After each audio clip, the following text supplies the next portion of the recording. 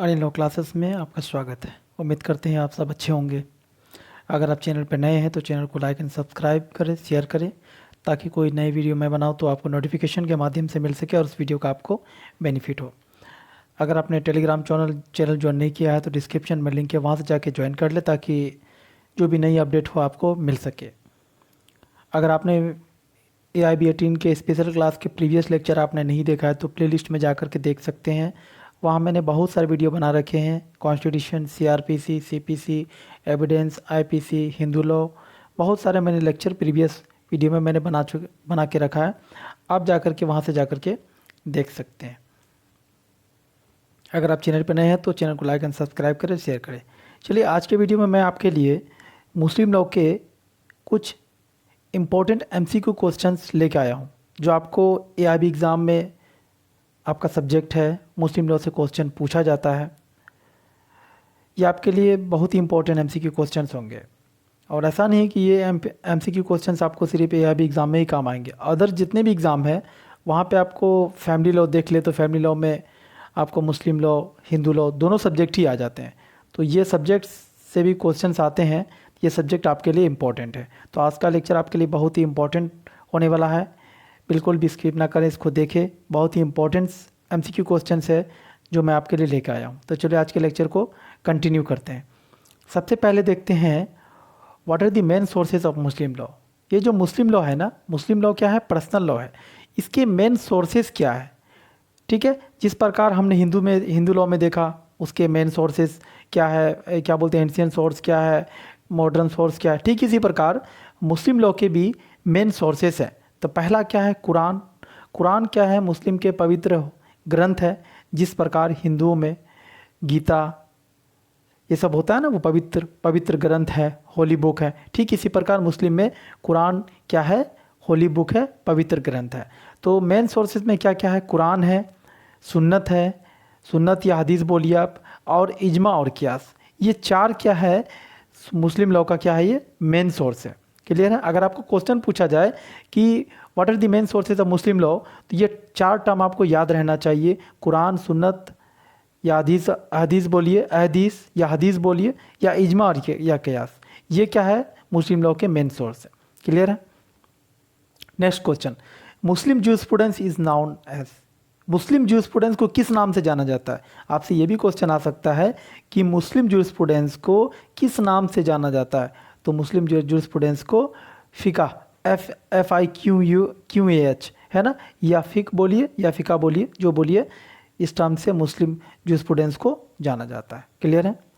Next question, prophet Muhammad journey to Medina mark the beginning of new era is called. ठीक है, prophet Mohammad कौन है? Prophet Mohammad ये हमारे क्या बोलते हैं? पैगंबर है, प्रॉफेट है, जिसको हम लोग कहते हैं मैसेंजर ऑफ गॉड।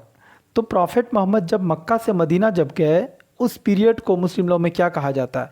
कभी कभी ये भी क्वेश्चन पूछ लिया जाता है कि प्रॉफेट का जो जर्नी था मक्का से मदीना का, उस पीरियड को, उस समय को क्या कहते हैं?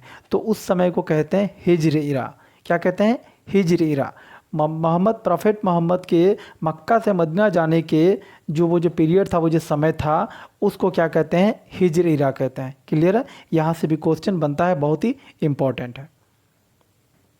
Next question, which is main sources of Muslim law. ये जो मुस्लिम लॉ है इसका मेन सोर्स क्या है? तो सबसे पहले मेन सोर्स क्या है? कुरान है। याद रखिएगा, क्या है? कुरान मुस्लिम लॉ का मेन सोर्स है। Next question, the primary sources of Muslim law. तो मुस्लिम लॉ का प्राइमरी सोर्स क्या है? कुरान है, और मेन सोर्स क्या है? कुरान है। इस तरीके से भी क्वेश्चन घुमा के पूछे जाते हैं, तो यहाँ पे कंफ्यूज होने की ज़रूरत नहीं है। मेन सोर्स या प्राइमरी सोर्स दोनों क्या है? कुरान है। Next question, Islamic law is called. ये जो इस्लामिक लॉ है ना, इसको किस नाम से जाना जाता है? इसको शरिया कानून के नाम से जाना जाता है। इसको क्या बोलते हैं? शरिया लॉ, SHARIA। किस नाम से जाना जाता है इस्लामिक लॉ को? शरिया लॉ से शरिया कानून के नाम से जाना जाता है। Next question, which is secondary source of Muslim law. पहले तो हमने पढ़ा था primary source of Muslim law, अब देखते हैं secondary source of Muslim law. तो secondary source of Muslim law का क्या है? कस्टम, कोई प्रथा, कोई रीति रिवाज, ये भी क्या है? मुस्लिम लॉ का सेकेंडरी सोर्स है। क्लियर? सेकेंडरी मतलब दूसरा, पहला कौन है? कुरान है। क्लियर है? नेक्स्ट क्वेश्चन, हु अप्लाइड कियास for the first time as a sources of Muslim law. ये जो टर्म कियास आया ना, इजमा कियास, जो हम लोग मुस्लिम लॉ के मेन सोर्स को पढ़ा, फर्स्ट टाइम किसने इस टर्म को यूज़ किया था, कियास टर्म को? तो इमाम अबू हनीफ़ा। किसने यूज़ किया था? इमाम अबू हनीफ़ा ने ये कियास टर्म को first time as a sources of Muslim law में यूज़ किया था। क्लियर है? Next question, for a valid Muslim marriage, कहते हैं कि कोई मुस्लिम मैरिज वैलिड होगा तो उसमें क्या क्या होना चाहिए, वो आंसर देखते हैं। Offer and acceptance must be at the same time and same place. Offer and acceptance का मतलब यहाँ पे क्या हुआ? ऑफर का मतलब क्या हुआ? इजाब, और एक्सेप्टेंस का मतलब कबूल। क्लियर है? वो क्या होना चाहिए? सेम टाइम और सेम प्लेस में होना चाहिए, तो वो मुस्लिम मैरिज क्या होगा? वैलिड होगा। क्लियर है? Next question, according to Sunni law the chief sources of Muslim law are. कहते हैं कि सुन्नी लॉ के अकॉर्डिंग अगर देखें तो मुस्लिम लॉ का मुख्य स्रोत क्या है? तो क्या है मुख्य स्रोत? कुरान, हदीस, इजमा और कियास। ये क्या है? सुन्नी लॉ के अकॉर्डिंग मुख्य स्रोत है मुस्लिम लॉ का। क्लियर है? Next question, which law modifies the application of Muslim law. कौन से वो कानून है जो मुस्लिम लॉ के एप्लीकेशन को मॉडिफाइज करते हैं, बदलते हैं? तो कुछ ऐसे कानून हैं जो मुस्लिम लॉ के एवज भी हैं, अलग है, जिसको पार्लियामेंट ने भारत में मुस्लिम के लिए बनाया है। तो कौन कौन कानून है जो मुस्लिम लॉ को क्या एप्लीकेशन को क्या करता है? मॉडिफिकेशन करता है। कौन है? पहला देख लेते हैं। मुस्लिम मैरिज डिसोल्यूशन एक्ट 1939, दूसरा है Muslim women protection of right and divorce act 1986, और तीसरा कौन है? शरीयत एक्ट 1937। ठीक है, ये तीनों एक्ट है, क्या करते हैं? ये मॉडिफिकेशन करते हैं एप्लीकेशन ऑफ मुस्लिम लॉ को। अगर आपसे ये क्वेश्चन पूछा जाए कि क्या मुस्लिमों के लिए पार्लियामेंट के द्वारा कुछ कानून बनाया गया है, तो यहाँ से भी क्वेश्चन आता है, आप इस एक्ट का नाम लिख सकते हैं। ये सारे एक्ट मुस्लिम के लिए क्या बोलते हैं कि उसके लिए रेगुलेट करने के लिए ये कानून बनाया गया। क्लियर है? सिर्फ ये जरूरी नहीं कि सिर्फ मुस्लिम पर्सनल लॉ है तो मुस्लिम पर्सनल लॉ ही है, इसके एवज भी पार्लियामेंट के द्वारा कुछ कानून मुस्लिम के लिए बनाए गए। नेक्स्ट क्वेश्चन, शरीयत एक्ट 1937 कंटेंट्स ओनली। एक मुस्लिम लॉ को क्या बोलते हैं कि रेगुलेट करने के लिए एक लॉ बनाया गया बाय द पार्लियामेंट। कौन सा एक्ट बनाया गया? शरीयत एक्ट 1937 का एक्ट है। तो इसमें क्या है? कंटेंट्स ओनली, सिर्फ 6 सेक्शन है इसमें। कितने शरीयत एक्ट में कितने धारा है? सिर्फ 6 है। क्लियर है? Marriage in Muslim law is, कहता है कि कोई मैरिज होगा, कोई विवाह होगा मुस्लिम में, उसको क्या माना जाएगा? तो उसको क्या माना जाएगा? Civil contract. सिविल कॉन्ट्रैक्ट क्यों? कि जब आप मुस्लिम मैरिज की अगर बात करेंगे, एसेंशियल जब टर्म देखेंगे ना, तो वहाँ पे आपको सारे कॉन्ट्रैक्ट के जो एसेंशियल एलिमेंट्स है वहाँ देखने को मिलेंगे। जैसे उर्दू टर्म में हो गया इजाब, तो उसका इंग्लिश टर्म में हो गया ऑफर, और उर्दू टर्म में अगर आप देखें कबूल, तो उसका इंग्लिश टर्म में हो गया एक्सेप्टेंस। तो ये टर्म ऑफर एंड एक्सेप्टेंस आपको देखने को मिलता होगा लॉ ऑफ कॉन्ट्रैक्ट में। तो इसीलिए मुस्लिम मैरिज को सिविल कॉन्ट्रैक्ट कहा जाता है। क्लियर है? और एक टर्म आपको देखने को मिलता होगा कंसीडरेशन, जिसको मुस्लिम लॉ में आप मेहर कहते हैं। क्लियर है? इसीलिए मुस्लिम मैरिज क्या है? सिविल कॉन्ट्रैक्ट है। Next question, who has observe Muslim marriage is a both civil contract and religious sacrament. किसने ऑब्जर्व किया था फर्स्ट टाइम कि मुस्लिम लॉ क्या है? सिविल कॉन्ट्रैक्ट है as well as religious sacrament है। सेक्रामेंट मतलब संस्कार। लेकिन हिंदू लॉ क्या है? पहले क्या था? वो सेक्रामेंट था हिंदू लॉ। लेकिन अब जो मुस्लिम मैरिज एक्ट का क्या बोलते हैं, हिंदू मैरिज एक्ट 1955 बनने के बाद हिंदू भी क्या बोलते हैं, हिंदू जो विवाह है, हिंदू मैरिज, वो भी sacrament as well as contract हो गया। क्यों? क्योंकि 1955 का एक्ट बनने के बाद हिंदू लॉ में डिवोर्स का कंसेप्ट आया, तो वहाँ भी क्या होता है कि उसको भी सेक्रामेंट के साथ साथ एज वेल एज कॉन्ट्रैक्ट माना गया। ठीक इसी प्रकार कहा गया कि किसने फर्स्ट टाइम मुस्लिम मैरिज में ऑब्जर्व किया था कि मुस्लिम लॉ क्या है? सिविल कॉन्ट्रैक्ट है और रिलीजियस सेक्रामेंट है। तो क्या आंसर है? जस्टिस सरशाह सुलेमान। इन्होंने फर्स्ट टाइम इस टर्म को यूज़ किया था मुस्लिम मैरिज के अंतर्गत। क्लियर है? Next question, A Muslim can marry any number of wives not exceeding 4 if A Muslim marriage A fifth wife such marriage cell B. कहता है कि मुस्लिम में क्या है ना कि क्या बोलते हैं कि एक से ज़्यादा वाइफ्स या मतलब शादी किया जा सकता है, लेकिन एक्सीडिंग 4, 4 से ज़्यादा नहीं होना चाहिए। अगर मान लीजिए किसी मुस्लिम ने 5वां शादी कर लिया तो सच में वो मैरिज क्या हो जाएगा? इर्रेगुलर हो जाएगा। क्या हो जाएगा? इर्रेगुलर। ठीक है। इरेगुलर इसका मतलब ये है कि उसको रेगुलर किया जा सकता है, उसको कंटिन्यू किया जा सकता है। अगर मान लीजिए किसी मुस्लिम व्यक्ति के पास 4 वाइफ है, 4 बीबी है उनके पास, तो वो उस 4 बीबी में से एक को अगर तलाक दे दे तो जो 5वां शादी है उसको वैलिड किया जा सकता है, उसको रेगुलर किया जा सकता है। क्लियर है? अगर 5वां शादी है तो वो क्या होगा? 5वां शादी इरेगुलर होगा। क्लियर है? Next question, essential requirements of Muslim marriage are. अगर मुस्लिम मैरिज में एसेंशियल रिक्वायरमेंट की बात करें, जनरली बहुत सारे एसेंशियल रिक्वायरमेंट है, लेकिन उसमें 2 टर्म बहुत इंपॉर्टेंट है। कौन क्या है? इजाब और कबूल। क्या? इजाब और कबूल, जिसको हम लोग कहते हैं ऑफर एंड एक्सेप्टेंस। क्लियर है?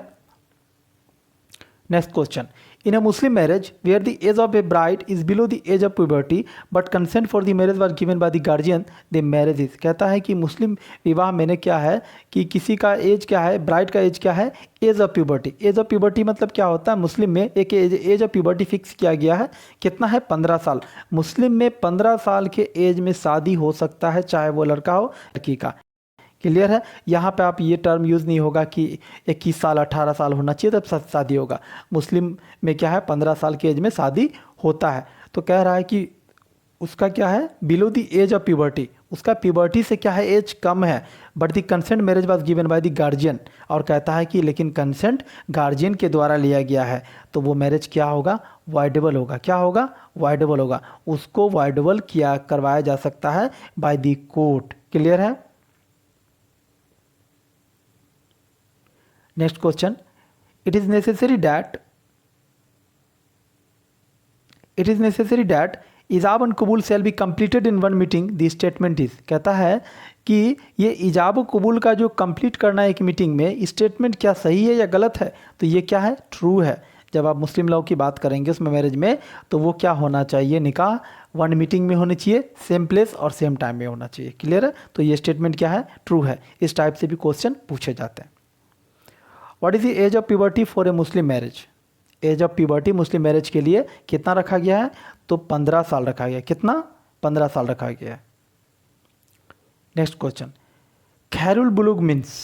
हमने पहले प्यूबर्टी टर्म देखा ना, उसी का टर्म को उर्दू में कहते हैं खैरुल बुलूग, मतलब ऑप्शन ऑफ प्यूबर्टी। वो जो प्यूबर्टी एज वो है ना, जो एज का कंडीशन फिक्स कर रखा है 15 साल, उसी को प्यूबर्टी को क्या बोलते हैं? खैरुल बुलूग बोलते हैं उर्दू टर्म में। क्लियर है? ऐसे भी क्वेश्चन पूछ लेता है। Next question, under the dissolution of Muslim marriage act 1939 the option of puberty is available to. अगर हम मुस्लिम डिसोल्यूशन जो क्या बोलते हैं कि dissolution of Muslim marriage act 1949 का अगर देखें, तो ये ऑप्शन ऑफ प्यूबर्टी जो है किसके लिए अवेलेबल है? ओनली वाइफ के पास ये ऑप्शन अवेलेबल है इस एक्ट के according. Next question, A Muslim marriage is prohibited under which grounds. कहता है कि एक मुस्लिम मैरिज क्या हो सकता है? प्रोहिबिट किया जा सकता है। किस ग्राउंड पे प्रोहिबिट किया जा सकता है? किस ग्राउंड पे? तो पहला क्या है? कंसिग्यूनिटी, एफिनिटी और फॉस्ट्रेज। कंसिग्यूनिटी का मतलब क्या होता है? Blood relationship. क्या होता है कंसिग्यूनिटी का मतलब? Blood relationship. और एफिनिटी का मतलब क्या होता है? Relationship bye marriage. शादी के बाद जो रिश्ता जुड़ता है ना, उसको एफिनिटी कहते हैं। और दूसरा टर्म क्या है? फॉस्ट्रेज। इसका मतलब कि किसी बच्चे को अगर किसी ने दूध पिलाया है तो वो उसकी कौन हो गई? फॉस्ट्रेज मदर हो गई। तो ये तीनों ग्राउंड्स के क्या बोलते हैं आधार पे मुस्लिम में क्या है? मैरिज प्रोहिबिटेड है। क्या है? प्रोहिबिटेड है। क्लियर है? नेक्स्ट क्वेश्चन, ए निकाह is solemnized in the absence of काजी। कहता है कि कोई निकाह कंप्लीट किया गया मुस्लिम में एब्सेंस ऑफ काजी, काजी वहाँ मौजूद नहीं था, तो वो क्या होगा? वैलिड होगा या वॉइड होगा? तो वो सब विवाह क्या होगा? मैरिज क्या होगा? वैलिड माना जाएगा। क्लियर है? Next question, if a Muslim minor has been contracted in a marriage in his minority by guardian, such a person has a right to attending a majority to repudiate the marriage. This is known as Muslim law is। कहते हैं ये option of puberty से question पूछा गया है, तो उसको क्या कहते हैं? खैरुल बुलूग कहते हैं। ऑप्शन ऑफ प्यूबर्टी जो क्या बोलते हैं? अटेंडिंग मेजोरिटी, जो मतलब कि कोई व्यक्ति क्या बोलते हैं कि प्यूबर्टी होल्ड किया कि नहीं, वो उसका एज कंप्लीट हुआ कि नहीं, जो 15 साल जो मुस्लिम एज फिक्स किया गया, वो क्या बोलते हैं? ऑप्शन ऑफ प्यूबर्टी को क्या बोलते हैं मुस्लिम टर्म में? खैरुल बुलूग बोलते हैं। क्लियर है? Next question, under Muslim law legal incompetency to marriage means. कहता है कि मुस्लिम लॉ में लीगल इनकम्पिटेंसी का मतलब क्या होता है? कम्पिटेंसी का मतलब योग्य, इनकम्पिटेंसी का मतलब अयोग्य। तो लीगल इनकम्पिटेंसी का मतलब मुस्लिम लॉ में हो गया अनसाउंडनेस ऑफ माइंड, मतलब वो व्यक्ति या फिर वो कोई लड़का या कोई लड़की क्या है, साउंड माइंड नहीं है। साउंड माइंड मतलब ठीक नहीं है, मतलब वो अनसाउंडनेस ऑफ माइंड मतलब वो पागल है, तो उसी को कहते हैं legal incompetency in Muslim law. Next question, what types of Muslim marriage in which A perform temporary for enjoyment. किस टाइप का मुस्लिम में कुछ मैरिज है जो क्या बोलते हैं कि टेम्पोररी बेस पे किया जाता है फॉर इंजॉयमेंट, तो वो कौन सा मैरिज है, मुता मैरिज। कौन सा मैरिज है, मुता मैरिज। ये अभी इंडिया में एप्लीकेबल नहीं, ये क्या बोलते हैं अरब कंट्री वगैरह में पहले हुआ करता था। क्लियर है, जिसको क्या कहते हैं, मुता marriage. Next question, a marriage by a Muslim with his sister is, कहता है कि कोई एक विवाह किया गया, कोई एक मैरिज किया गया मुस्लिम का, क्या बोलते हैं, with his sister.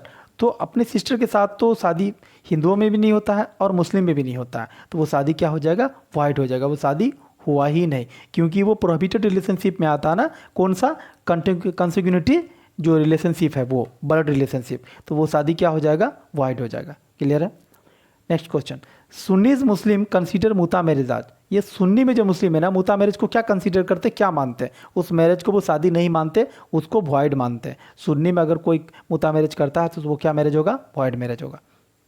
Next question, in Siya marriage how many witness आज कंपलसरी रिक्वायर। कहता है कि सिया, दो सिया, एक लड़का एक लड़की दोनों सिया है, उसका शादी हो रहा है, उसका मैरिज हो रहा है, उसका विवाह हो रहा है, तो कितने गवाह की ज़रूरत होगी उसके शादी के टाइम। तो क्या कहता है कि कोई विटनेस की ज़रूरत नहीं है, किसमें, सिया में। लेकिन सुन्नी में शादी के वक्त विटनेस की ज़रूरी होती है, याद रखिएगा। और सिया में शादी के वक्त विटनेस की ज़रूरत नहीं होती है, लेकिन जब सिया में तलाक होता है तो उस समय गवाह की ज़रूरत पड़ती है। लेकिन सुन्नी में तलाक के वक्त कोई गवाह का ज़रूरत नहीं होता है, शादी के वक्त गवाह की ज़रूरत होती है। क्लियर है।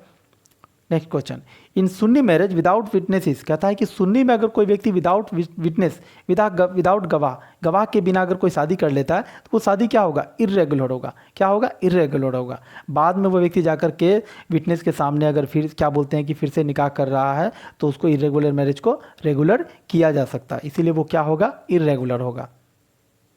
नेक्स्ट और लास्ट क्वेश्चन इस लेक्चर का, if a Sunni Muslim marry with a kitabia girl the marriage. कहता है कि कोई सुन्नी मुस्लिम है ना, किताबिया गर्ल से अगर शादी कर लेता है तो वो मैरिज क्या होगा, वैलिड माना जाएगा। क्लियर है। तो आज के लेक्चर में मैंने मुस्लिम लॉ के 30 इंपॉर्टेंट MCQ क्वेश्चंस आपके लिए मैं इस लेक्चर में लेके आया हूँ। अगर कंटेंट आपको अच्छा लगा हो तो चैनल को लाइक, सब्सक्राइब एंड शेयर करें। अगर आप चैनल पर नए हैं तो आप प्लेलिस्ट में जाकर के प्रीवियस वीडियो को देख सकते हैं। मैं AIB 18 के स्पेशल क्लास को चला रहा हूँ, जिसके अंतर्गत आपके लिए मैं इंपॉर्टेंट सब्जेक्ट्स के MCQ क्वेश्चंस हर एक लेक्चर में लेके आता हूँ। अगर कंटेंट अच्छा लगे तो प्लीज़ लाइक एंड सब्सक्राइब। आपके एक सब्सक्राइब से हमें मोटिवेशन मिलता है और आपके लिए मैं अच्छा अच्छा कंटेंट लेके आता हूँ। अगर आप क्या बोलते हैं टेलीग्राम ग्रुप पे ज्वाइन नहीं किए तो डिस्क्रिप्शन में लिंक है, वहाँ से जाके आप ज्वाइन कर ले, ताकि आपको नया नया नोटिफिकेशन मिल सके और वीडियोस कोई अपडेट अपलोड करेंगे उसका आपको अपडेट पहले मिल सके। Thank you for watching I know classes.